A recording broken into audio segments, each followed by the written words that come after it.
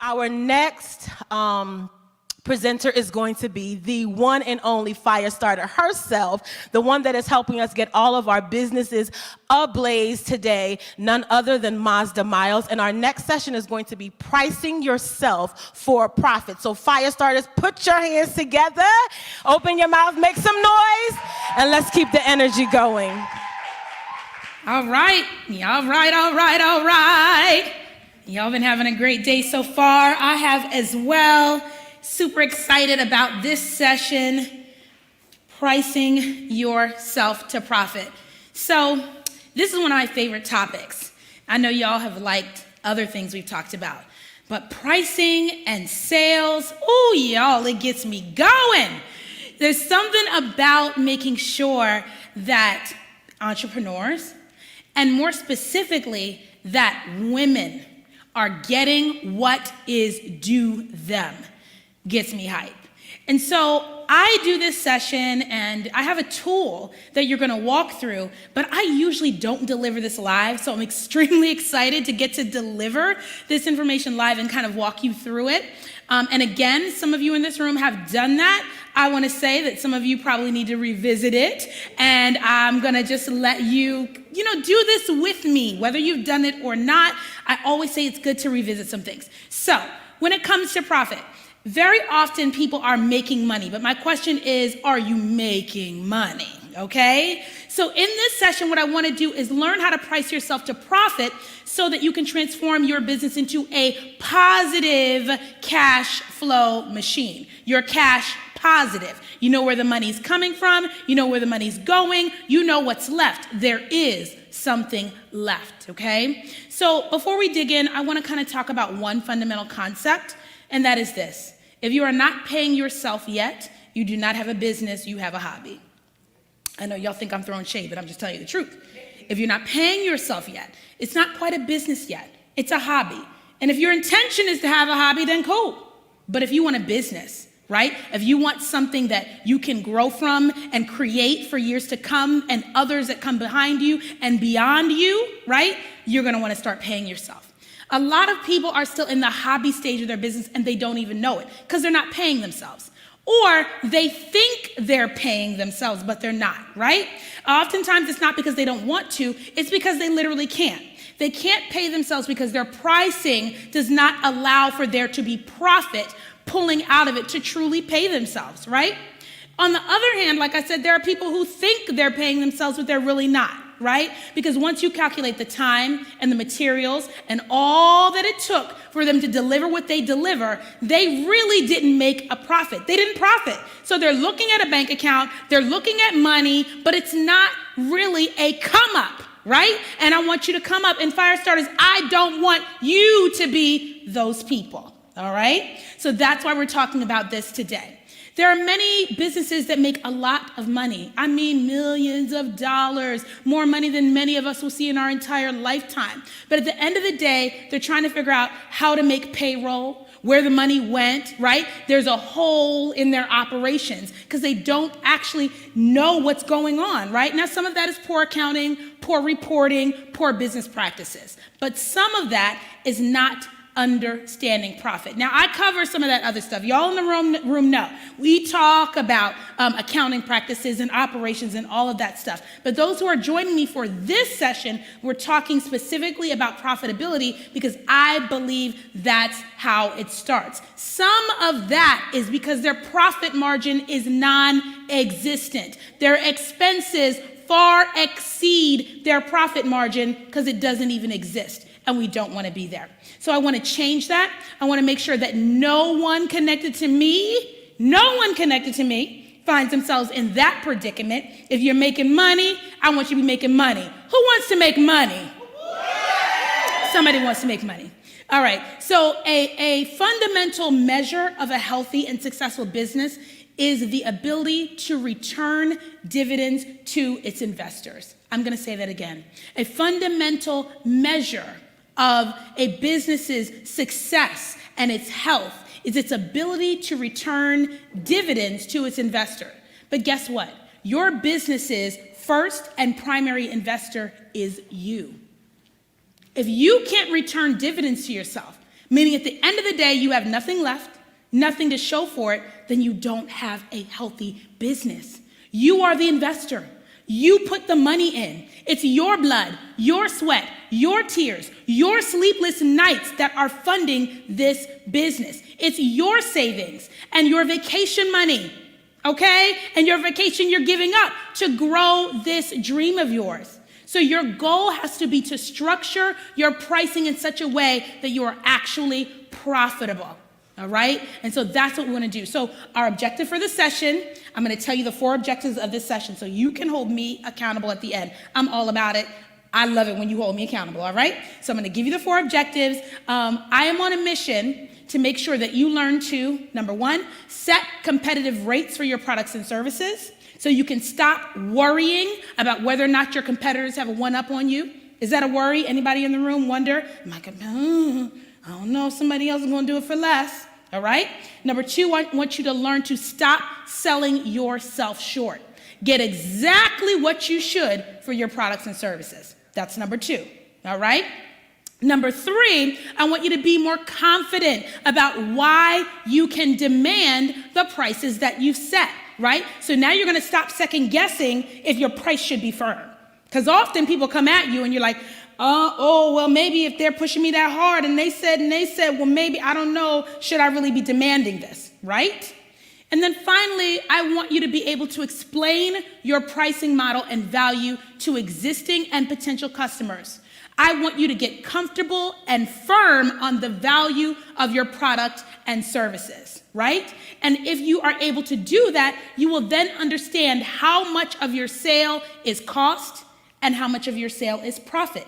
So then you can decide how much you can negotiate, okay? If you know that a $500 sale, 200 of it is profit, then when someone says to you, can you do that for me for $200, you can do the math and say, well, if I do that for you for $200, then that means it cost me $100 to do this for you. Who wants to provide a service that costs you to give to somebody else?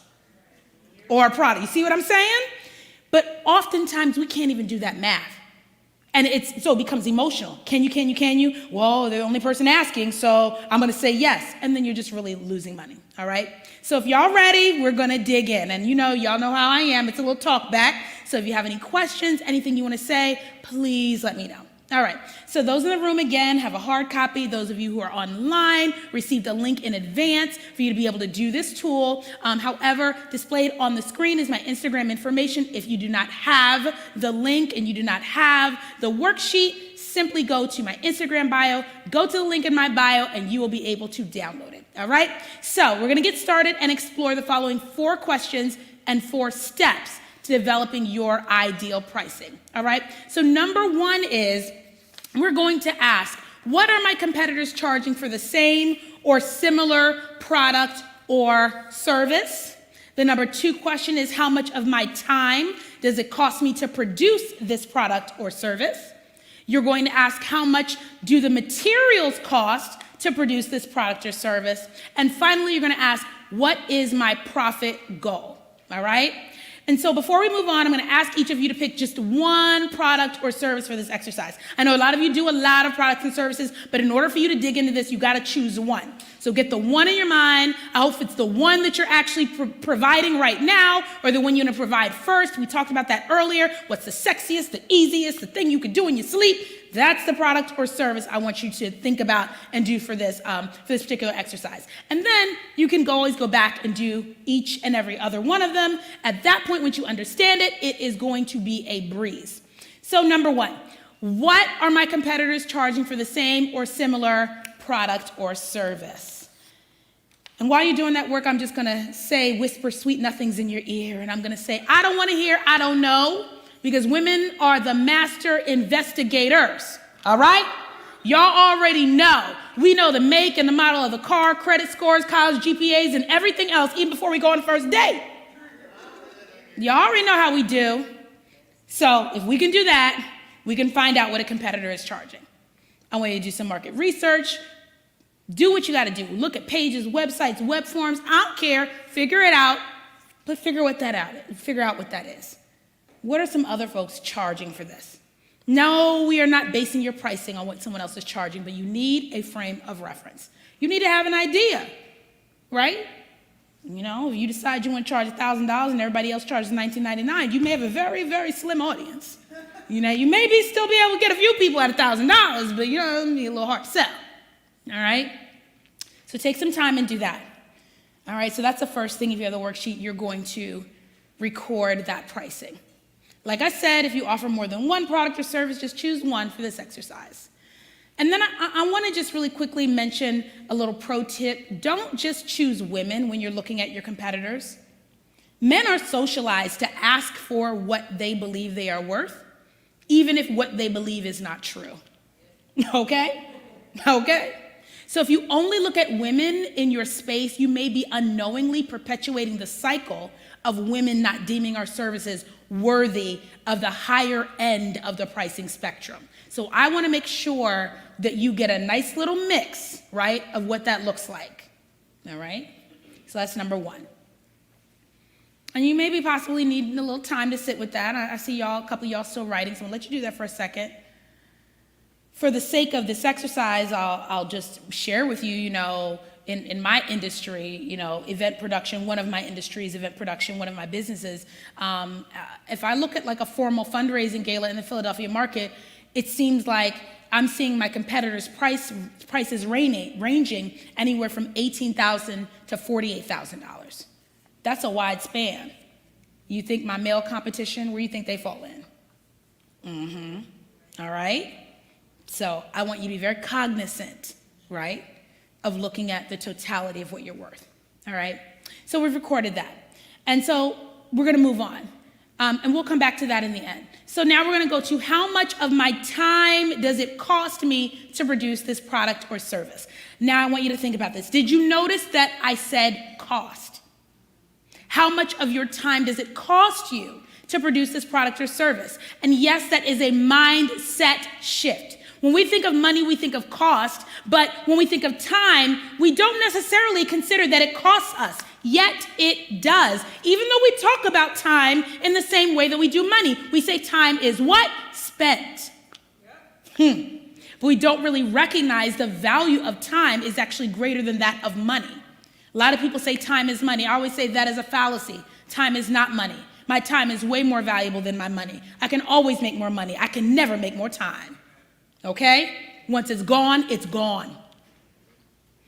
Did you know that when someone makes a cash purchase and takes money out of their wallet, cash money, or their purse, and they hand it to the cashier, the same chemical is released that produces a pain response, right? The same chemical is released that our brain understands as a pain response in our brain.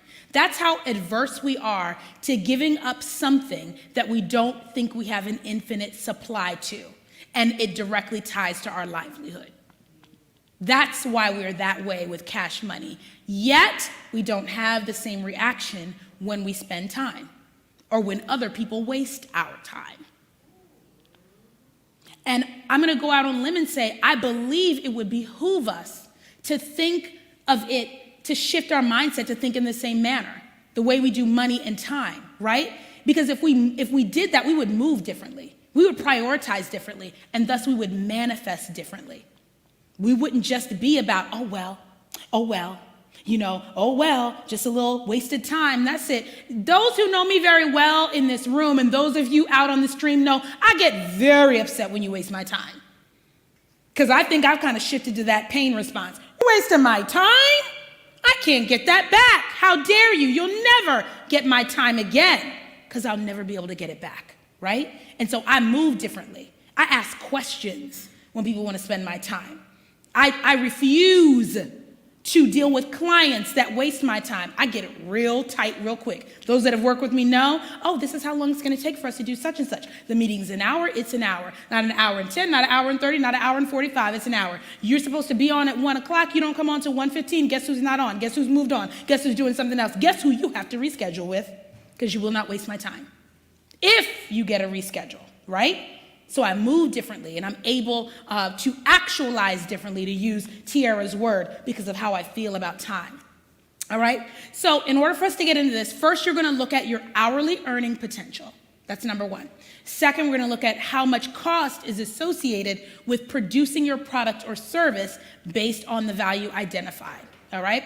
So in your worksheet, if you're in it, what I want you to do when we look at your hourly earning potential, all right, I want you to look at where you work, where you did work, what you do. If you went out today based on your experience, your degree, and the things you do, or whatever you make today, what could you command per hour? All right? What could you command per hour?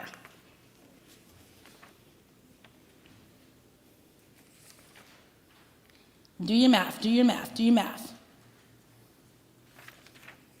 If you look at, I remember when I left event planning in a corporate environment where I worked for someone else, I think in 2010, 2010 when I became a full-time entrepreneur.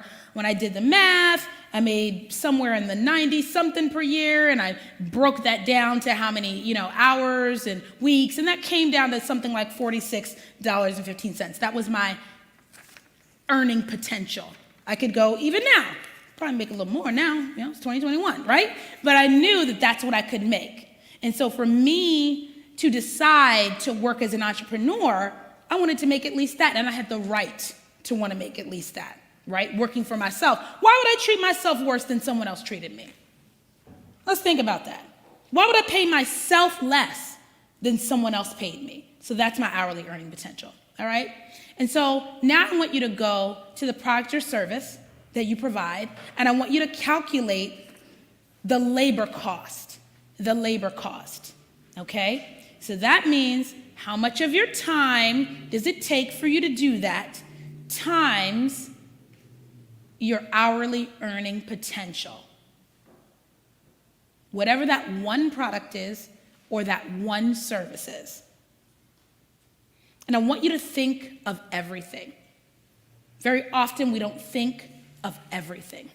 I want you to think of the drive to the store to look at this. I want you to think about the research. I want you to think about the conversations. I want you to think about everything, all of the time. Your travel, your research, your planning, your documentation, everything that it takes.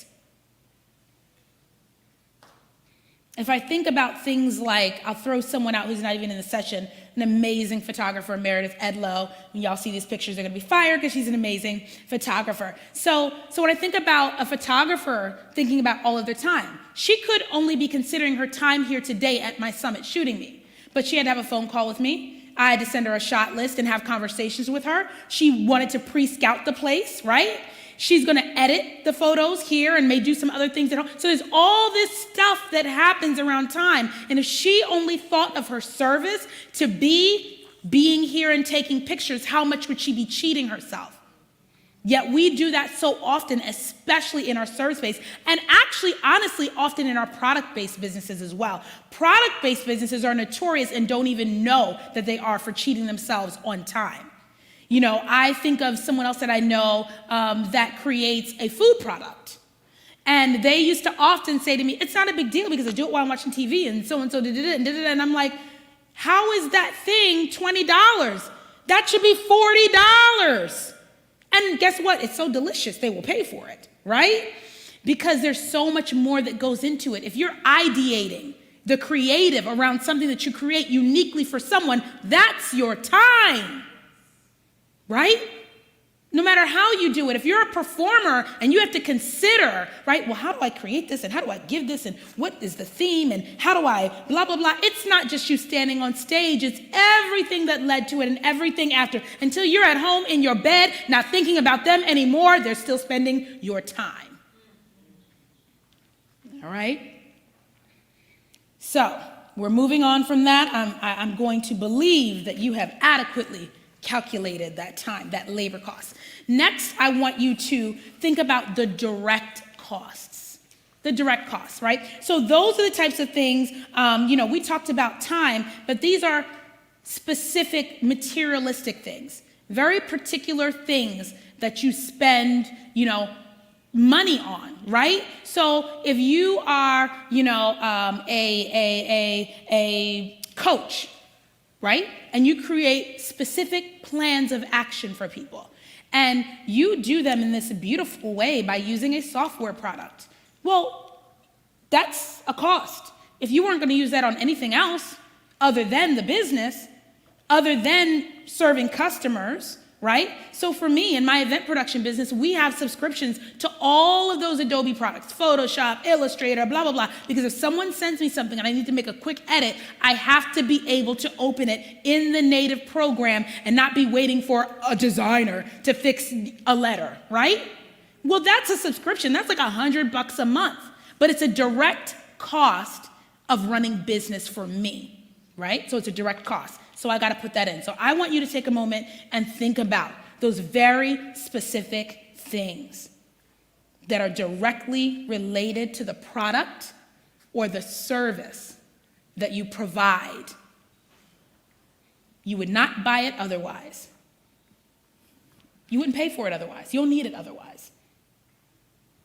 And it's not possible for you to deliver your business, your product, or your service at the level that you do without it.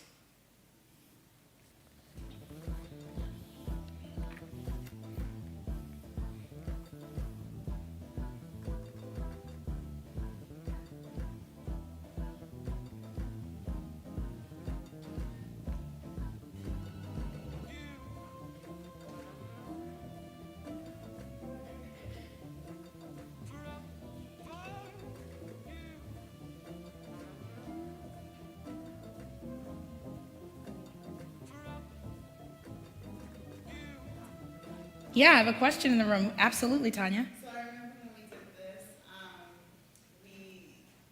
you said to include, I think, even rent and, right? Is this fair? Not yet. That's your rent is your overhead. But that's a great question, right? So rent is overhead. That's a cost that you would pay as a business owner regardless. You have to live, right?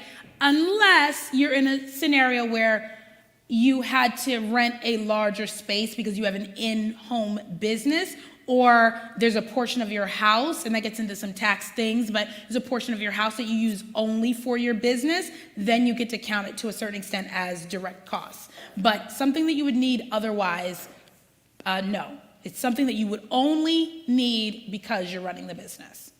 So if you had storage, that, right?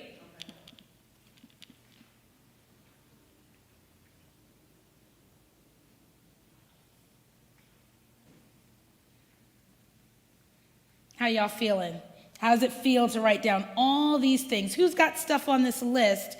I would love to know who's got stuff on this list that you didn't think of before until I told you to write it down. Right? Show of hands. Who's got? All right, good. I got a few. Is there anyone here that's done this before that I'm making you do it again and there's new stuff on the list? See what I'm saying? See what I'm saying? And that's my intention in creating these tools, is that they are tools that you don't just do, use, and walk away from. I feel like that's one of the problems in business mentorship, coaching, education, and programming, that you receive things that you do one time, you think you have an epiphany, and then you're done with it. But at the end of the day, you still have to run the business. You change, the business changes, the market changes. Listen, the pandemic that we've experienced has changed things, right? And so if you're not able to, not willing to, if it's not so digestible that you could go back to it at any time and do it again, you wonon't. We as humans are adverse, honestly, to, and it's like the whole evolution, natural select, like the way our bodies, like we're adverse to wasting time and redo. We always want the fastest, best way to get somewhere. So if we feel like, you know what, that was hard last time and I didn't get a lot of benefit from it, you're not going to go back to it. So that's the reason that these tools are designed this way, so you're willing to go back to it. All right? So, good. You've gotten through that next one. Now, I want you to add together your time costs, your labor costs, and your direct costs. so that you understand the total cost of this product or service. So your time cost, say if your time cost was, $98 and your direct cost was $200, then it's $298, whatever that is.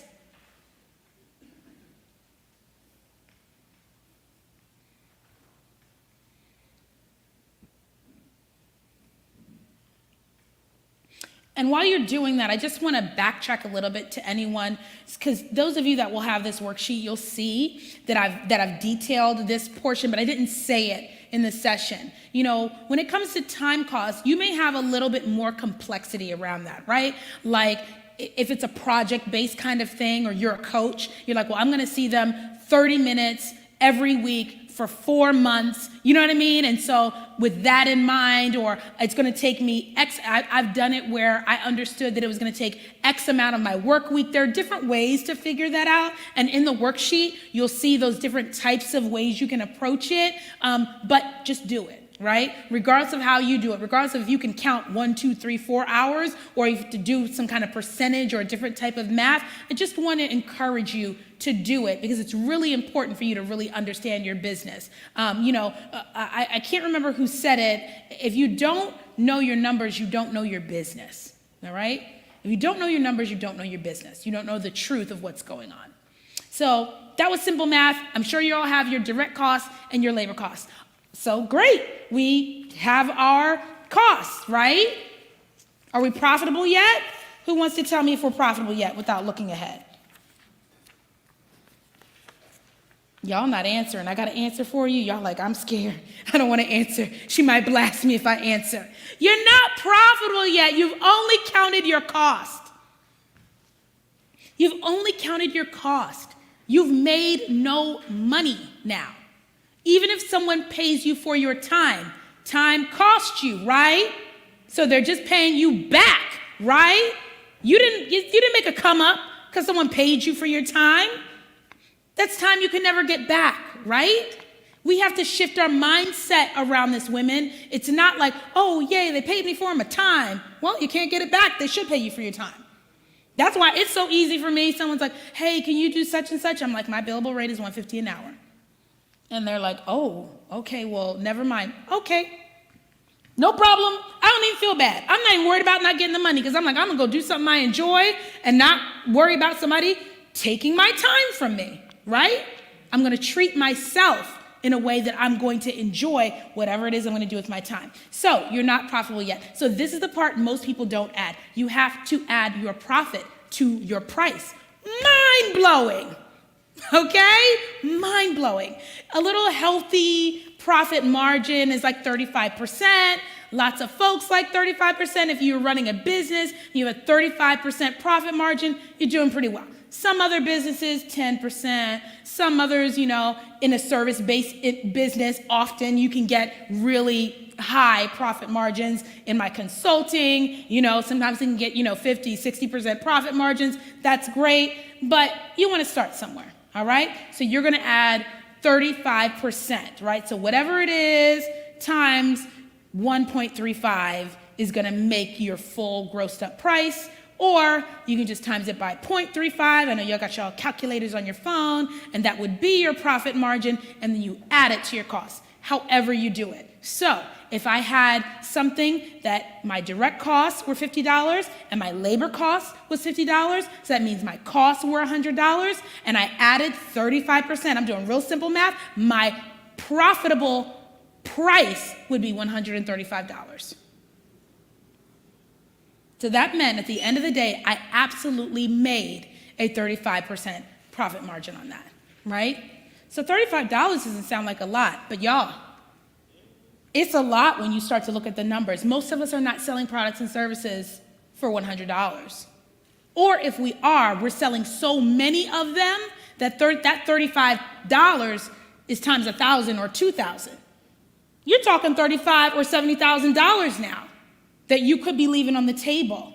I literally had someone go through this with me one time. She was a copywriter and editor, and she realized that the service that she sold to most people for $750 was like a $3,000 service after she finished literally doing her time. And guess what? She started selling it and making it, and no one asked her any questions.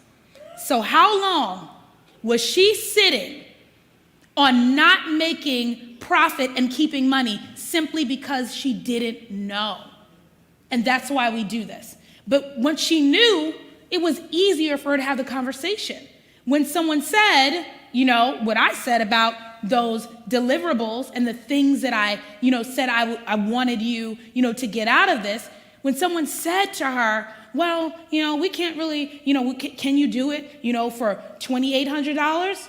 She was able to think, where is that in my profit margin, right?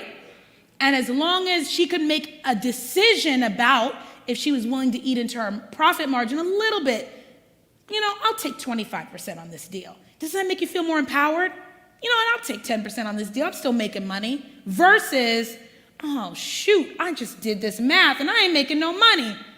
I'm really not making any money, right? So I want to hear from you.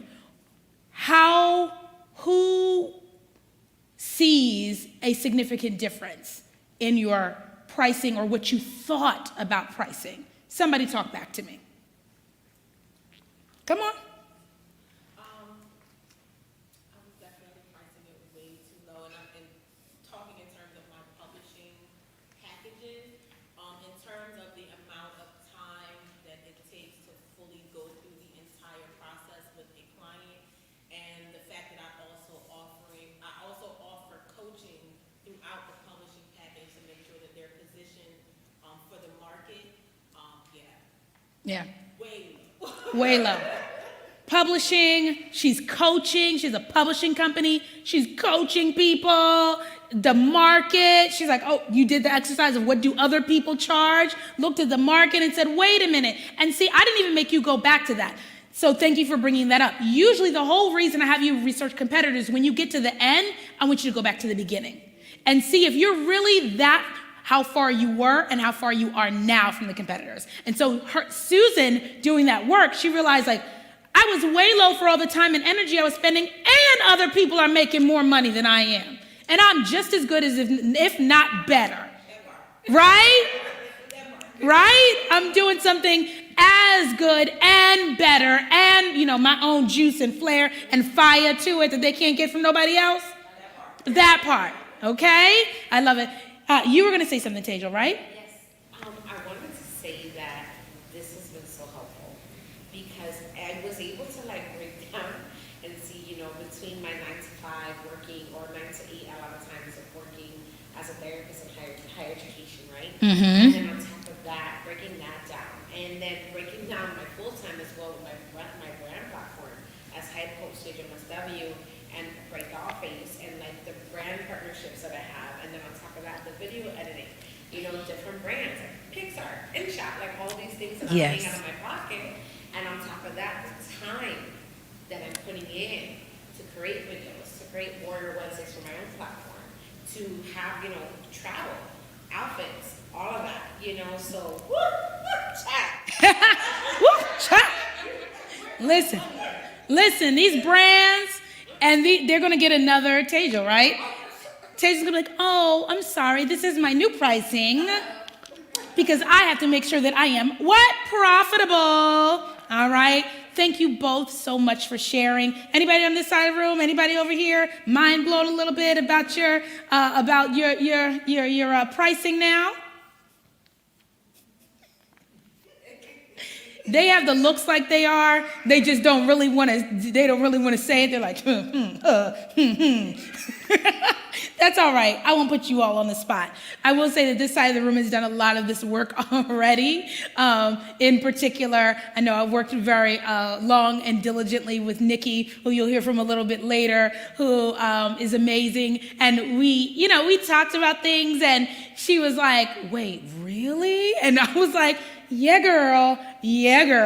When we really broke down the amount of time as a performer and speaker and clinician, workshop clinician, and all of that. And I was like, yeah, so here's your baseline fee. You should never perform for less than this. And she was just like shaking my head, because so often that's where we are. Was someone over here raising their hand? Or they just nodding yes off? Just not. Well, they said it in unison. Just nodding. Just nodding. We don't want to be called on. Just nodding. It's all right.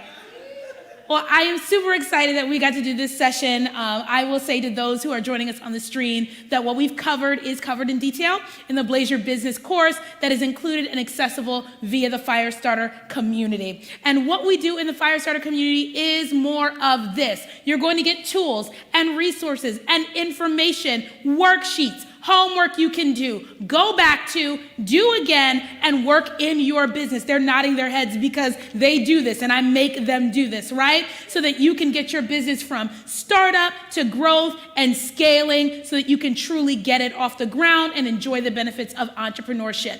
And as I said before, I do not leave you on your own. I'm here to work with you and to help you. I started the FireStarter community because I learned a lot through the School of Hard Knocks. I did not know what I was doing. I figured out that I needed to learn about pricing when everybody was getting the cheap price from me. I figured out that I needed to understand about cash flow when I ran out of cash. And I want other women to not go through the same things I did. I'm here to teach you the things I learned and I'm still learning. Do I not bring back things that I'm still learning?